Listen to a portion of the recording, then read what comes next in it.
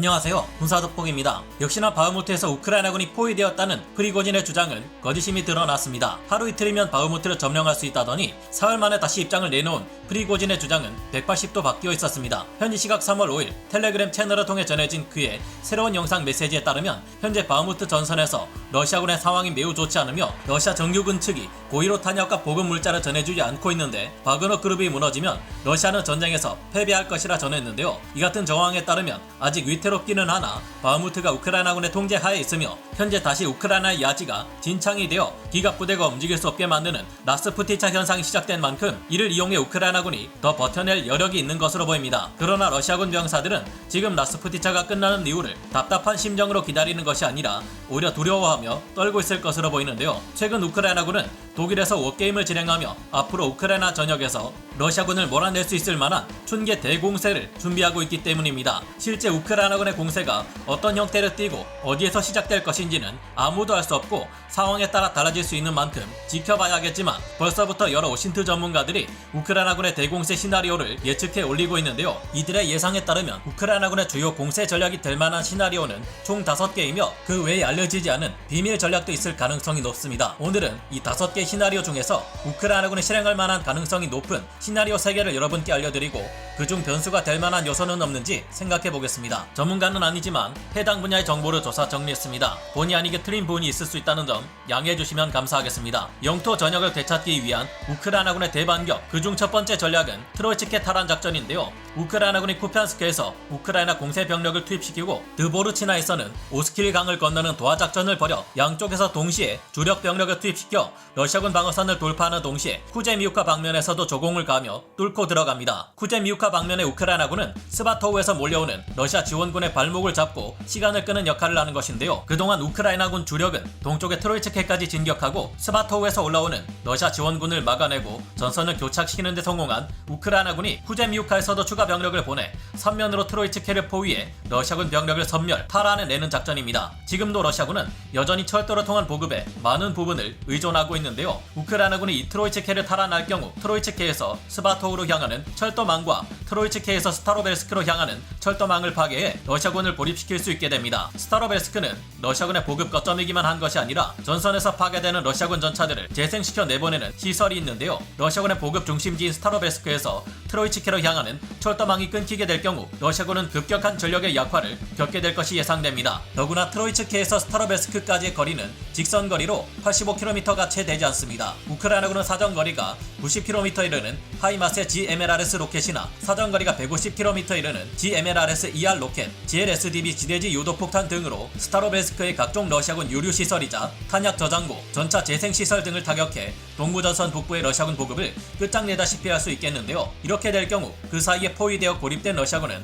다시 한번 필사의 탈출을 시도할 것이고 우크라이나군은 패퇴하는 러시아군을 쫓아 추격할 것으로 예상되고 있습니다. 이 전략의 경우 우선적으로 뚫고 들어가야 하는 러시아군의 쿠피안스크, 드보르치나 쿠제미우카 방어선이 매우 취약한 것으로 알려져 있기에 성공 가능성이 상당히 높을 것으로 예상되는데요. 다만 이 전략이 성공해도 이어서 남쪽의 스바토우까지 탈환하지 않으면 정치적 영향이 미미할 것은 물론 우크라이나군의 승리라고 말하기에는 너무 작은 전과라는 점이 아쉬울 것으로 보입니다. 두 번째 전략은 스바토우를 탈환하고 이어서 러시아군의 보급 거점 스타로벨스크를 향해 주 공세를 가하는 전략인데요. 이를 위해서 우크라이나군은 스바토우 러시아군 방어선을 향해 정면으로 진격하는 동시에 쿠피안스크 방면에서도 공세를 가해 양쪽에서 들이칩니다. 짧은 시간 안에 스바토우를 탈환한 우크라이나군은 세 갈래로 나눠 진격하게 되는데요. 우선 첫 번째 부대는 스바토우에서 P66번 도로를 따라 남하하면서 크레미나로 진격합니다. 두 번째 부대는 스바토우에서 동쪽으로 P07 도로를 따라 동쪽의 스타로벨스크까지 진격하는데 그 사이에 있는 미츠크에서 일부 병력을 차출해 남쪽의 세베로도네츠크를 공격합니다. 그리고 남아있는 부대는 그대로 진격해 스타로벨스크를 공격합니다. 세 번째 부대는 북쪽으로 우회해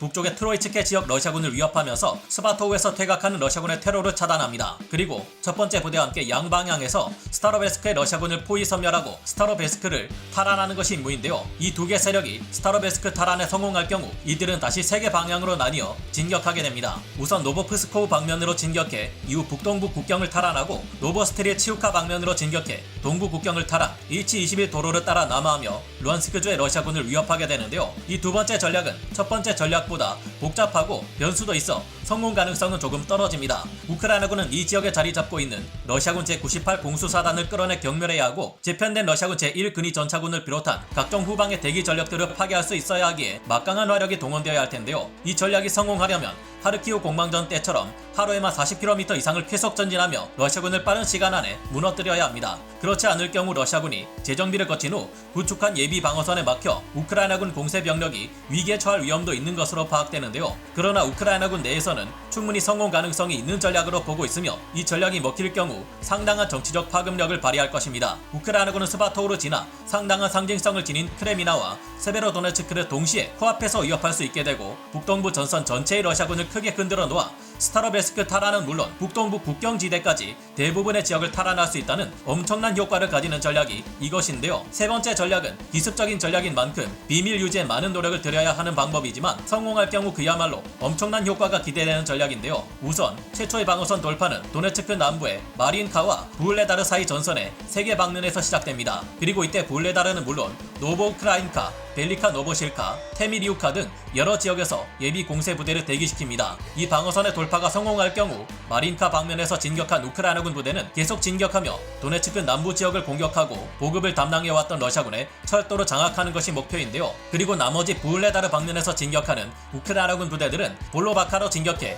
이곳을 탈환합니다. 볼로바카마저 탈환된다면 이 지역에서 우크라이나군은 전방위적으로 위세를 펼쳐가며 러시아군을 위협하게 될 예정인데요. 가장 눈에 띄는 부분은 바로 볼로바카에서 서쪽에 빌마크로 향하는 공세 부대입니다. 우크라이나군이 볼로바카를 탈환하는 즉시 동북쪽 러시아군 방어선 코앞에서 몰래 대기하고 있던 우크라이나군 예비 공세 전력들이 여러 지역에서 공세를 개시해 돌파를 시도하게 되는데요. 이들의 돌파마저 성공하게 되면 볼로바카 탈환 후 서쪽으로 공세를 가하는 우크라이나군 전력과 예비 공세 전력들이 합류하게 됩니다. 그런데 이 후방 전선에는 현재 우크라이나군의 이런 공세를 막아 세울 수 있을 만한 예비대 병력이 거의 없기 때문에 이 단계까지 이를 경우 우크라이나군의 공세는 성공할 가능성이 매우 큰데요. 볼로바카에서는 동시에 남부의 항구도시 베르잔스크, 마리우폴로 진격해 저항의 상징이나 다름없는 이 도시들을 되찾게 되고 볼로바카 동쪽으로 진격하는 우크라이나군 부대들은 2022년 2월 24일 개전 이전에 우크라이나 국경 바깥으로 러시아군을 몰아내기 위해 진격하게 됩니다. 이 적의 방어선 또한 취약하고 얇은 상태이고 무엇보다 마리우폴이나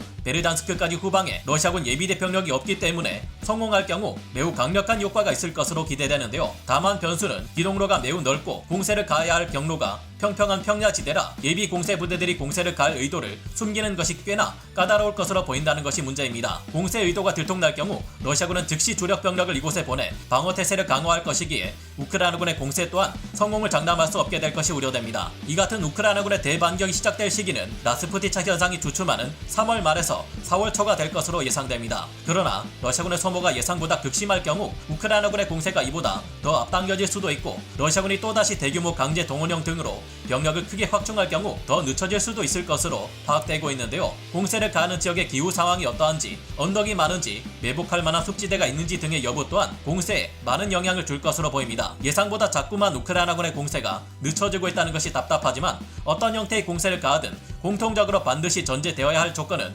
러시아군 병사들의 소모를 최대한 확대시키는 것입니다. 오늘 말씀드린 전략들 중 두 번째 전략의 경우 최대한 빨리 우크라이나군이 계속 진격해야 한다는 전제가 따르고 세 번째 전략의 경우도 러시아군이 장악하고 있는 볼로바카가 무너지는 순간 제때에 맞춰 우크라이나군의 예비 공세 병력들이 사방에서 들이닥쳐 러시아군을 무너뜨리고 이후 합류할 수 있어야 하는데요. 이 외에도 우크라이나가 전혀 생각지 못한 완전히 새로운 전략으로 러시아군을 무너뜨릴 가능성도 있습니다. 현재 우크라이나군은 독일에서 워게임 시뮬레이션을 통해 공세를 성공시킬 수 있는 가능성을 약간이라도 더 높이기 위해 준비하고 있는데요. 오늘 말씀드리지 않은 두 가지의 전략들이 모두의 예상을 깨고 우크라이나군의 대반격 전략으로 실시되어 생각지도 못한 엄청난 전과를 성공시킬지도 모르겠다는 생각도 듭니다. 그 나머지 시나리오에 관한 이야기는 다음 시간에 이어 마저 말씀드리기로 하고 오늘 군사 돋보기 여기서 마치겠습니다. 감사합니다. 영상을 재밌게 보셨다면 구독, 좋아요, 알림 설정 부탁드리겠습니다.